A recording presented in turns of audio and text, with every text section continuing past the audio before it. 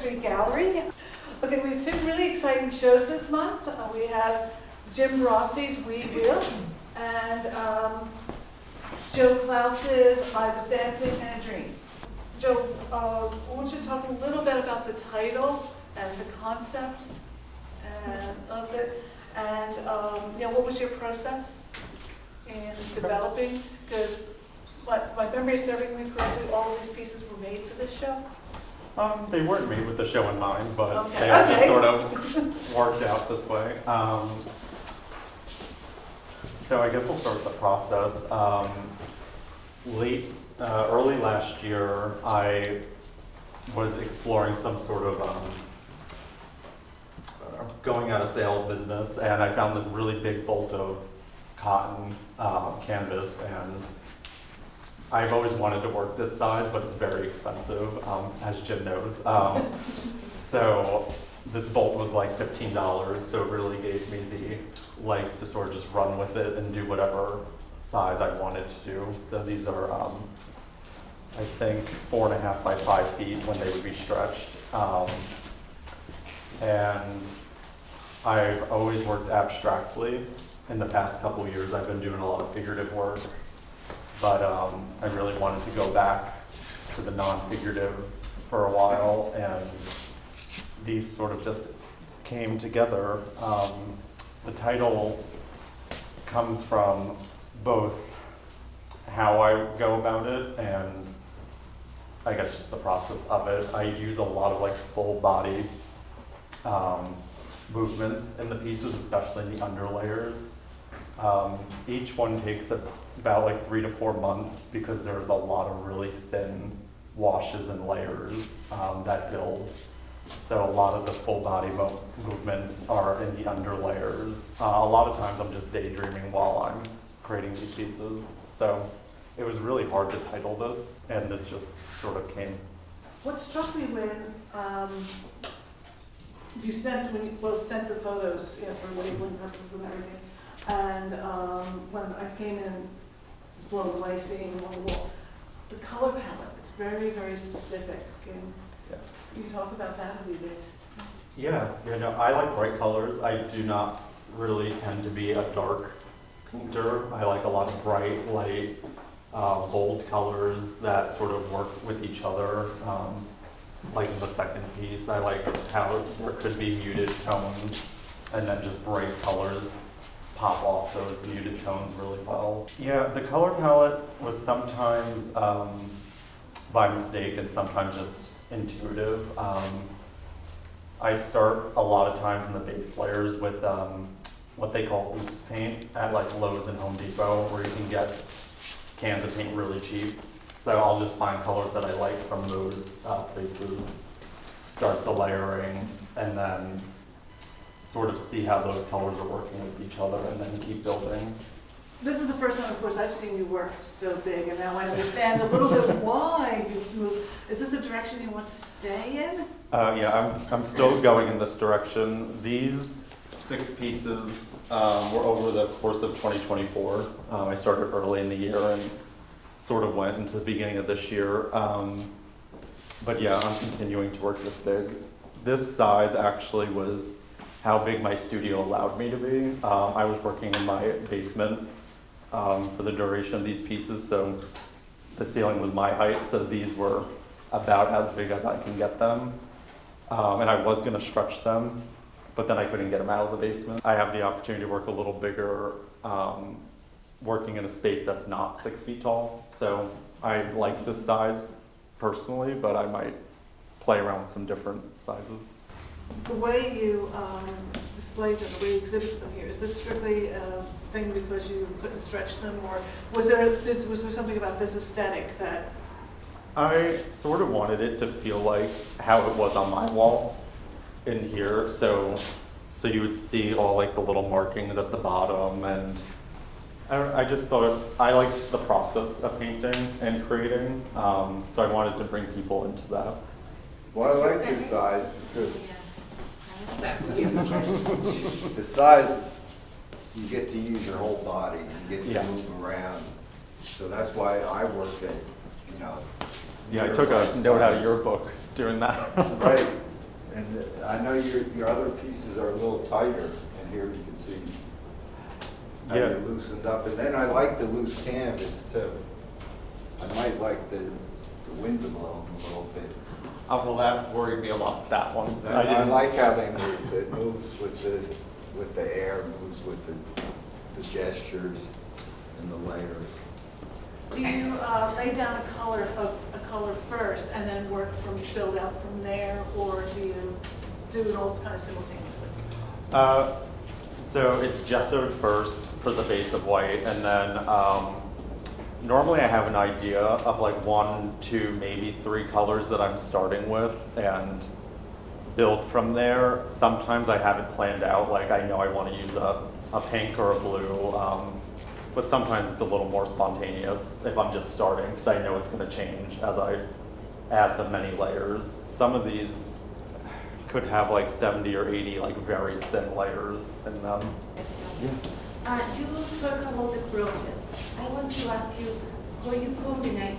For me, when you say about I was dancing, I interpret you use the body and you are very. Yeah, I'm not a dancer, so it's more. I want to, if you can describe a little, what is the feeling and your different work? What you feel? What is about your dream and different work? And you told me the 1 or 2 pieces, like, oh, I feel this when I was painting here, or. Okay. Yeah. Yeah. So I normally title things a little like open-ended, so that people can come up with whatever interpretation they want. These I titled a little more, I guess, literal in some senses. Like this one, I was walking in the woods.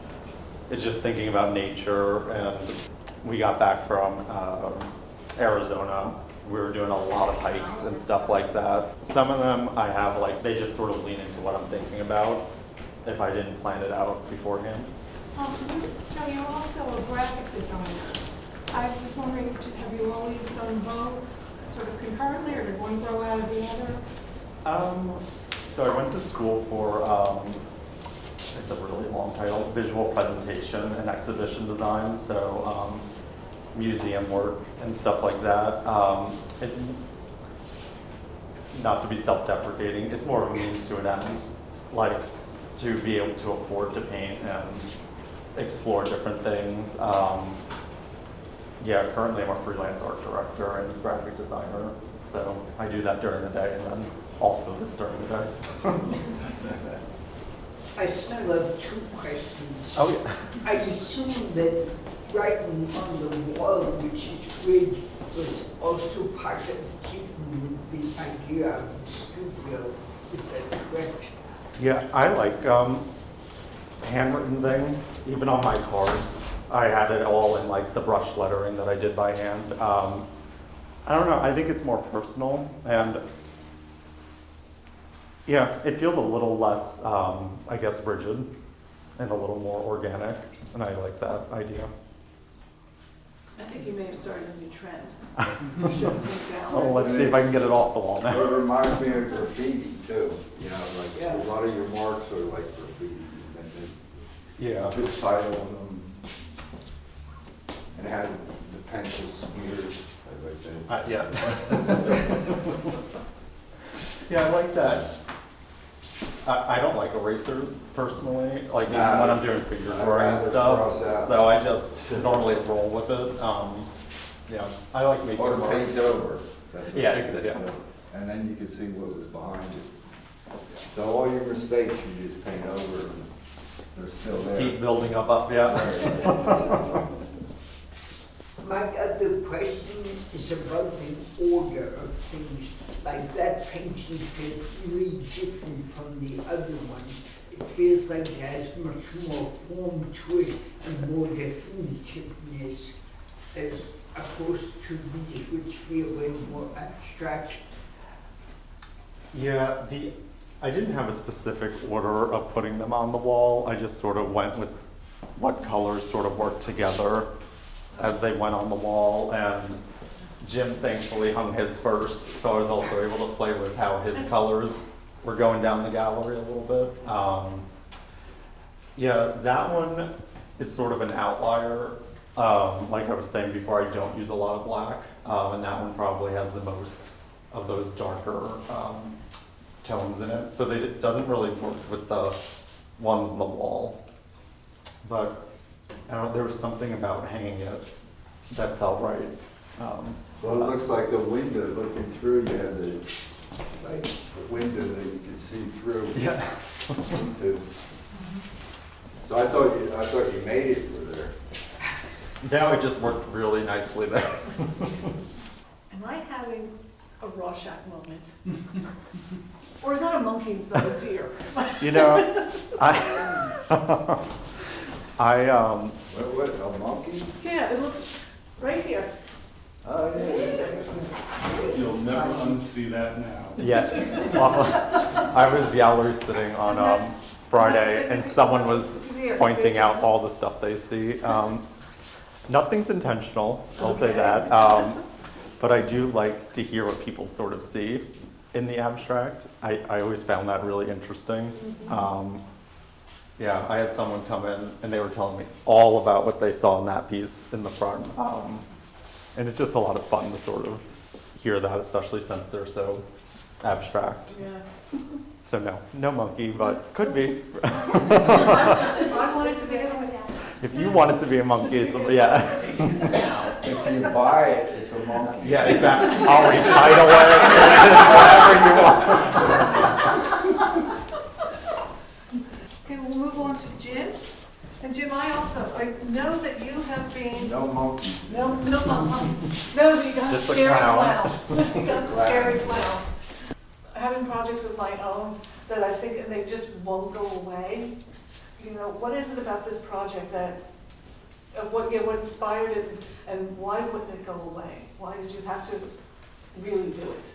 Well, I I've been always thinking like, about it for a long time, yeah. well, I always like to see Ferris wheels in cities. I like the round against the vertical and horizontal.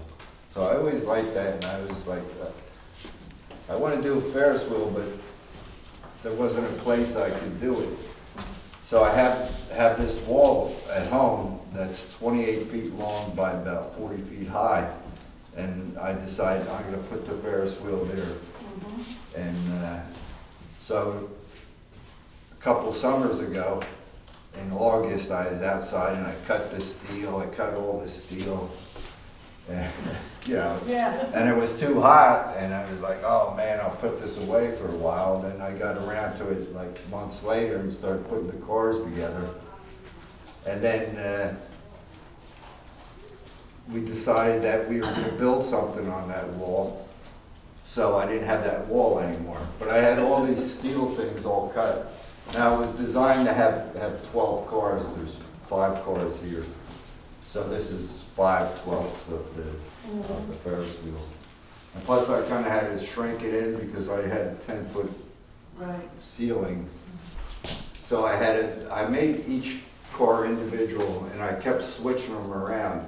You know, you could see like I numbered some and they're not in order because I kept switching them around the way I wanted them. And I did something weird this time. I just put the cars, the canvases are 4x4, and it's on wood.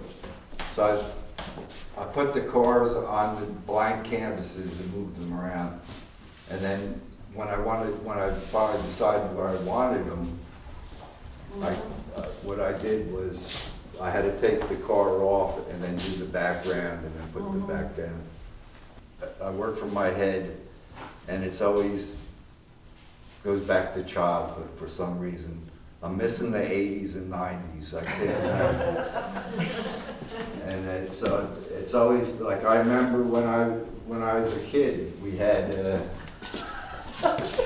there used to be these trucks that came around that had rides on them around the neighborhood, like the ice cream man. They drive around, and they had this Ferris wheel on there that had like maybe 5 or 6 cars on it. Yeah. And it was in cages. Like this whole thing would be in a cage. You know, you could hardly see in. But you could just see out when you were a kid and you go around and around and around for like 2 minutes and then they let off and then he'd drive down the road and get 6 or 7 more kids go around. So that's what the shape of the cars were like that. That's what I remember. Your work, all of your work is so layered, which people can see here. It's not, you know, it's built out and built out and built out. But the other thing that always fascinates me about your work is so often children figure in to your work. So many of your pieces have children. And what I really love is when you have naughty children. Well, I use kids because I wanted to work smaller and they kind of fit, so it made my work smaller. Because I work near life size, you know, sometimes bigger and sometimes smaller, but you know, all around there. Because I like to move around, I like to move my arm, and I like to do physical. I can't just sit and draw, you know. Kids learn by like pushing boundaries.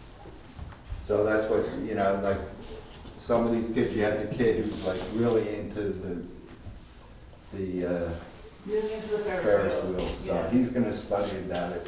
And you have these wise ass kids that, you know, they're gonna push the boundaries, see what they can get away with.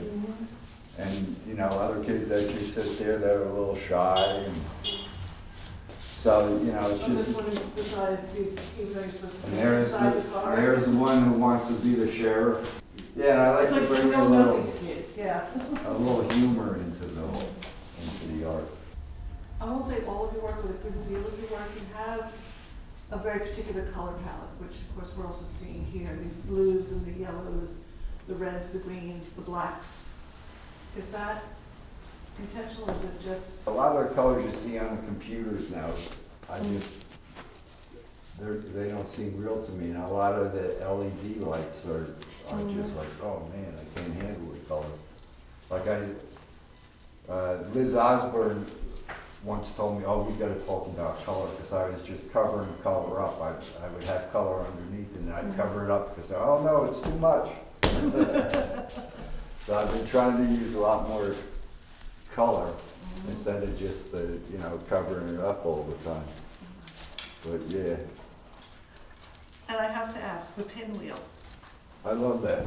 so do I, but was that, did you acquire it for this piece, or was that something, some unfortunate child left behind in your studio? I found it in my studio. I always find junk in my studio, and I'm like, wow. Like when I did a trailer, I found this sticker in there that we are survivors of, I forget what hurricane, it was the one that destroyed Homestead Yeah, down in Florida in the trailer park. I remember So that. there's piece, always yeah. these, I don't know if it's an act of providence or, you know, it's just, I got so much junk, something's gonna fit. Mary, please. Jim, I think you already answered this, but how come you didn't cut out the cars? Why do they remain inside of a rectangle? Why did you make that decision? Because they're easy to move around. And I like working on raw canvas. So then when I moved them around to find out where what was going to go where, it was mostly because of the colors. And then I started to put the stuff in afterwards. But I wanted to keep, I'm kind of, you know, I was trained traditional, so I got the heavier foot and lighter head, you know, so it's, you know, light. I wanted to keep it lighter up top. That's why it's mostly canvas, and down here you start getting all the heavier stuff. Can you talk a little bit about how the two walls relate to each other? Because you were talking about this being heavier and that being lighter and blowing, and the way that the colors laid out, and just some other ways that it, in terms of the two of you exhibiting together, how the conversation between the two walls. I guess I'll start really briefly. When we were picking shows, I knew that I was going to be doing stuff at a larger scale from my normal. So I knew I wanted to be against Jim, and I know you were saying you were going to take up a whole wall, but I wasn't sure what that meant at the time. So in terms of scale, that's, you know, I picked working with Jim because of that. The colors, I think, just happened. We didn't really coordinate that. I think how we both work with more muted colors and get those Yeah. bright. Not super saturated bright tones, yeah. And you work from memory too. Yeah, I use a lot of memory in my work. My memory just goes back, you know, to the 50s and 60s. I'm stuck there. I'm stuck in the 60s, I guess. I love that though. And I love how you said that the kids make you work smaller. This is your smallest piece, huh? Well, I treat each piece as an individual piece. So, you know, I could just take it apart and I can add on, you know, if I have a bigger space, I can add on, you know, up to 12 cars. Yeah. So, That is my other question, if we have more space, so literally this is the fact that your real work, the idea was the 12 pieces together. yeah, well, the original piece was gonna be 12 cars, because I had the space, but then I lost the space, so then when I had to decide, I was like, well, I could just make pieces of the Ferris wheel, like maybe have 2 cars here, maybe 3 cars.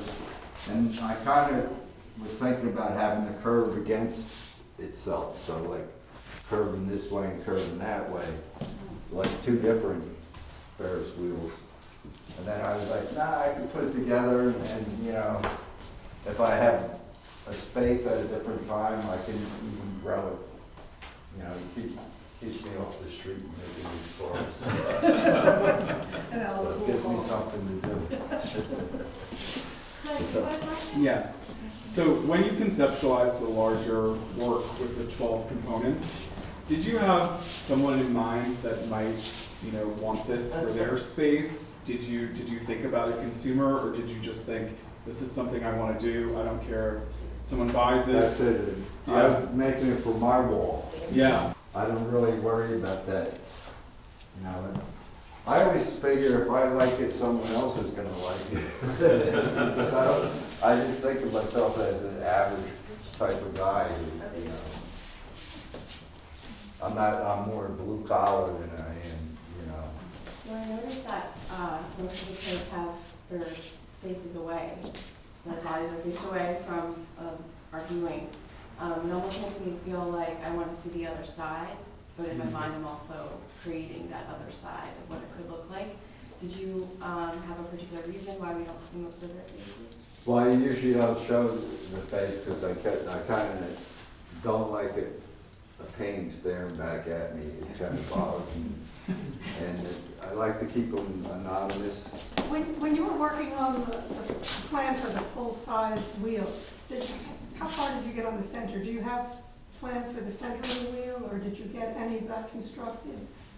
No, I didn't. I just actually cut the steel, and I put a couple cores together to make sure I had it right. And then, because all the steel is about the same, you know, how I cut it, because I wanted all the cores to be about the same. And it's like lots of times I'll use stencils. When I do fish, I'll make a stencil and I'll do like the same, because I want all the fish to be the same. So all the cars I was saying, they change as I put them together. You know, I didn't get that far until I started putting the cars around and starting to put the wheel part around. And then I wanted the X's because I like X. It's just something about making an X satisfying. And I also wanted it to be like a drawing, so I didn't want them all to end at the same place. Like I could have stopped it right there and said, okay, this is it. But I just wanted, so maybe you think that maybe it can go on some more. Maybe we could add some more. Well, maybe it's actually upstairs.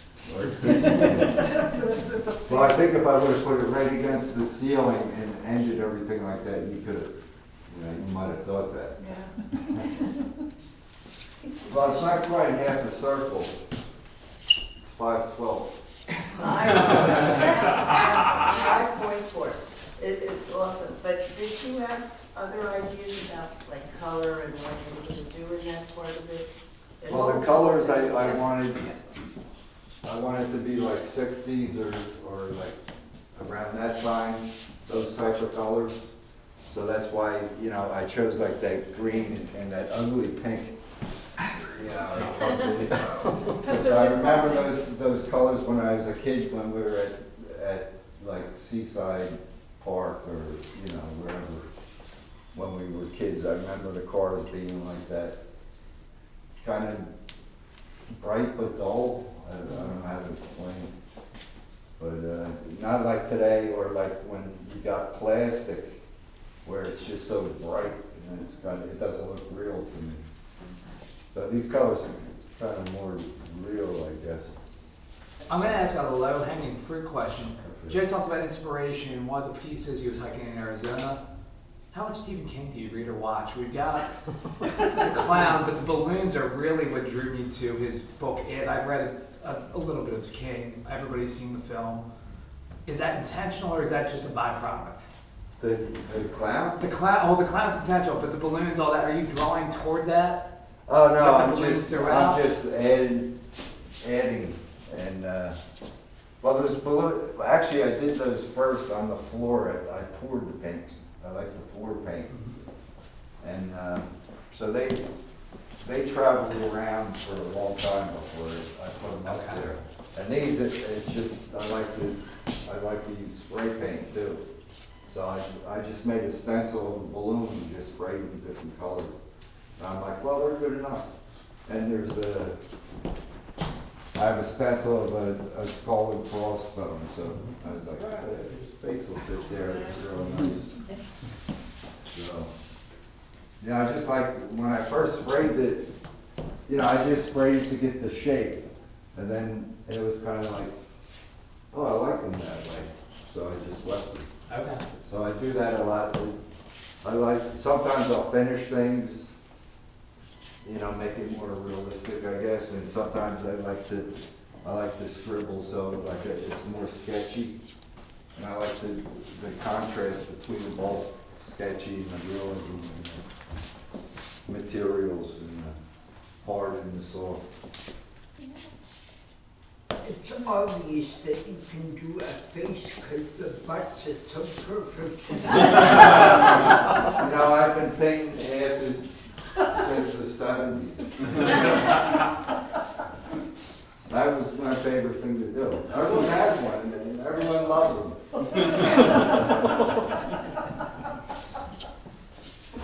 So yeah, I did a school bus with the kids mooning out the back a long time ago. So there's something about an ass. Well, thank you so much, everyone, for coming.